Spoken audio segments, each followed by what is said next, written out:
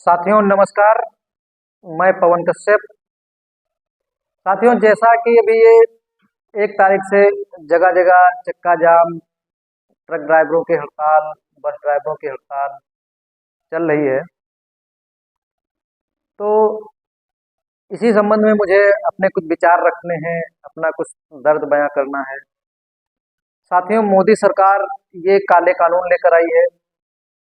सरकार कृषि कानून लेकर आई थी जिसके खिलाफ किसान 13 महीने दिल्ली के बॉर्डरों पर डटे रहे। 700 से ज्यादा किसानों की शहादतें हुई, तब जाके इस मोदी सरकार ने अपने कानून वापस लिए। साथियों मेरी समझ में नहीं आ रहा है कि ऐसे कानून बनाए ही क्यों जा रहे हैं जिससे सभी का नुकसान हो रहा है। क्या प्रेरणा इससे मिलेगी? 700 किसान शहीद हो गए, उसके बाद में आपने अपने कानून वापस ले लिए और उन किसानों की मौतों पर आपने एक शब्द नहीं बोला, आपने अपनी चुप्पी नहीं तोड़ी। साथियों वही हाल हुआ है, अब जगह जगह धरना प्रदर्शन हो रहे हैं किसानों और ड्राइवरों ने मिलकर जो है चक्का जाम किया है। और ये सभी ड्राइवरों के लिए है, ना कि केवल ट्रक ड्राइवरों के लिए। ये सभी ड्राइवरों के लिए है, वो चाहे 4 व्हीलर का ड्राइवर हो, चाहे 2 व्हीलर का ड्राइवर हो, चाहे वो बस का ड्राइवर हो, चाहे वो ट्रक का हो, चाहे ट्रैक्टर का हो।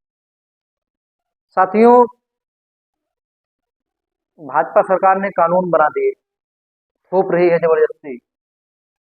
मैं नरेंद्र मोदी प्रधानमंत्री भारत सरकार और अमित शाह जी से ये पूछना चाहता हूं कि आपके वो नियम कानून आप कहाँ चले गए कि आपके एक सरकार का मंत्री और उसका बेटा बाप बेटे की साजिश के तहत तिकोनिया में शांतिपूर्वक प्रदर्शन कर रहे किसानों की कवरेज कर रहे पत्रकार का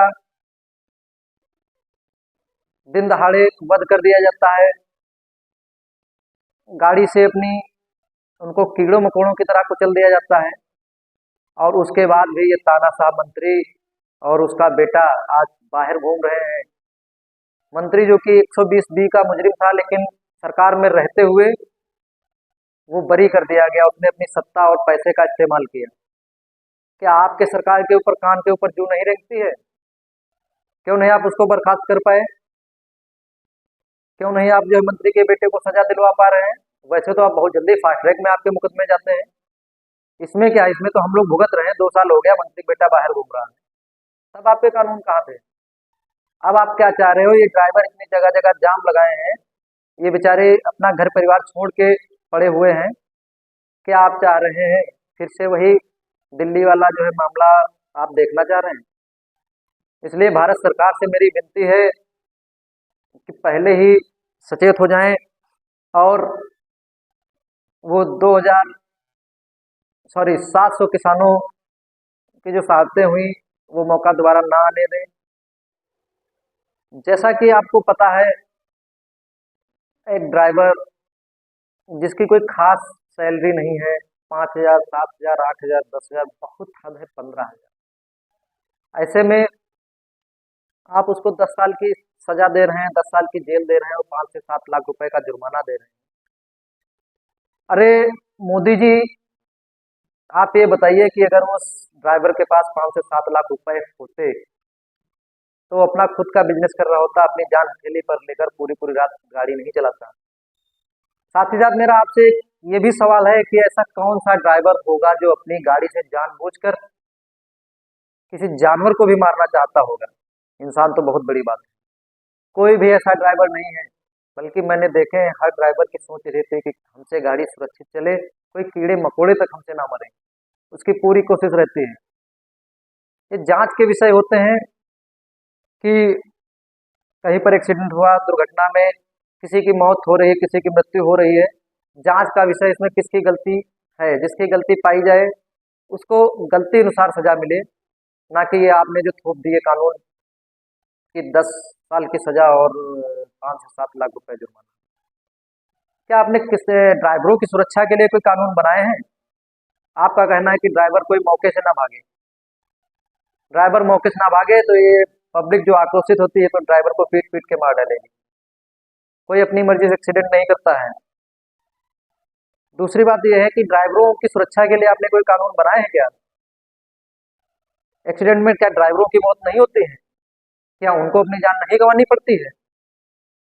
रोड पर जो आवारा पशु घूम रहे हैं, सड़कों पर जो गड्ढे हैं, इनकी वजह से भी एक्सीडेंट होते हैं। इनकी वजह से कई बार ड्राइवरों को अपनी जान गंवानी पड़ी। इसका जिम्मेदार कौन होगा? आप लेंगे इसकी जिम्मेदारी? गड्ढों की वजह से, आवारा पशुओं की वजह से अगर कोई हादसा होता है और उसमें ड्राइवर को अपनी जान गंवानी पड़ती है, तो आप लिखित में दीजिए कि वो मुकदमा आपके खिलाफ लिखा जाए, आप उसके जिम्मेदार होंगे। इतना मत परेशान करिए पब्लिक को कि वो सब कुछ छोड़ के और किसानों की तरह आत्महत्या करने के लिए वो भी मजबूर हो जाए। मेरी आपसे मांग भी है कि ये जो ड्राइवर हैं, इनके लिए कम से कम कुछ नहीं तो 50 लाख रुपए का सुरक्षा बीमा होना चाहिए। और अगर किसी दुर्घटना में इनकी मृत्यु होती है या पब्लिक इनको पीट पीट के मार डालती है, तो इनके परिवार वालों को पेंशन मिलनी चाहिए। इनके बच्चों की पढ़ाई निःशुल्क करें। ऐसे नहीं कि आपने कानून बना दिया कि 7 लाख 10 लाख 10 साल, ये नहीं चल पाएगा आपका। भाई हमें आप इतना ड्राइवर को सक्षम तो कर दीजिए कि वो 7 लाख 10 लाख दे तो सके। आप आइए, ड्राइवरों की स्थिति देखिए, उनके घर में खाने को नहीं है। बेचारे बड़ी बड़ी गाड़ियों वाले जो हैं, दिन भर इंतजार करते हैं कि कब नो एंट्री हटे और कब हमें प्रवेश मिले। पूरा पूरा दिन इंतजार करने के बाद पूरी रात वो गाड़ी चलाते हैं। गड्ढे भी आते हैं, आवारा पशु भी आ जाते हैं। हर बार ऐसा नहीं कि हर बार जो है बड़े ड्राइवर की ही गलती होती है, बड़े वाहन की ही गलती होती है। आप ड्राइवरों के लिए कानून बना रहे हैं, आप ये भी तो देखिए कि आपके जो परिवहन यातायात के जो अधिकारी हैं, उनकी मिली भगत के चलते बहुत सारे ऐसे वाहन चल रहे हैं जो कि अवैध है, अनलीगल है। एक 50 सीटर जो बस है, उसमें 150 सवारियां भर के मैं देखता हूँ मेरे कस्बे से ही होकर सुबह से शाम तक कम से कम 50 बसें जाती हैं दिल्ली, हरियाणा, राजस्थान, पंजाब, देहरादून, हरिद्वार के लिए। इसका जिम्मेदार कौन होता है? अगर इसमें कोई दुर्घटना होती है, इसका जिम्मेदार कौन होता है? एक बाइक पर 3 लोग चल रहे हैं, आप तुरंत चालान, जुर्माना सब कुछ आपने कर रखा है, लेकिन फिर भी लोग चलते हैं। लोगों को जागरूक करिए, आप डराइए मत, उनको जागरूक करिए कि वो खुद सावधानी रखें और दूसरे को भी प्रेरित करें। हम बाइक पे 3 लोग बैठ लें, हमारी ट्राली में गन्ना ओवरलोड हो जाए, हम 2 ट्रालियां जोड़ लें, सारे नियम कानून है आपके पास, लेकिन 150 सवारी का जो ट्रेन का डब्बा है, उसमें आप 500 सवारियां भरते हो, फिर भी आपकी ट्रेन घाटे में रहती है। इतने हादसे होते हैं, कौन होगा इनका जिम्मेदार? देखा है कि रोडेज में 45 सीटर बस है, 110 सवारियां भरी हैं, 120 सवारियां भरी हैं, फिर भी रोडवेज घाटे में जा रहा है। क्यों घाटे में जा रहा है भाई? आप अपने अधिकारियों को भी सख्त करिए, गरीबों पे जुल्म ढाना बंद करिए, ये मेरी आपसे अपील है। कानून पास करने से पहले आप अच्छे से सोच विचार लें, विचार विमर्श कर लें। हम ड्राइवरों को भी सुरक्षा बीमा चाहिए।